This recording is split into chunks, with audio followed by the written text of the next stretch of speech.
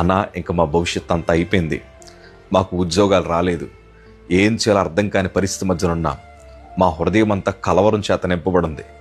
ఆ ఉద్యోగం వస్తే మా కుటుంబాన్ని కట్టుకుందాం అనుకున్నాం, ఆ ఉద్యోగం వస్తే మా ఇంట్లో చక్కటి వివాహం జరగాలి, ఆ ఉద్యోగం వస్తే మా అప్పుల రుణబాధలు తీర్చబడి ఒక చక్కటి గృహం కట్టుకుందాం అనుకున్నాం. ఆ ఉద్యోగం మీద మాత్రమే మేము ఆధారపడ్డాం.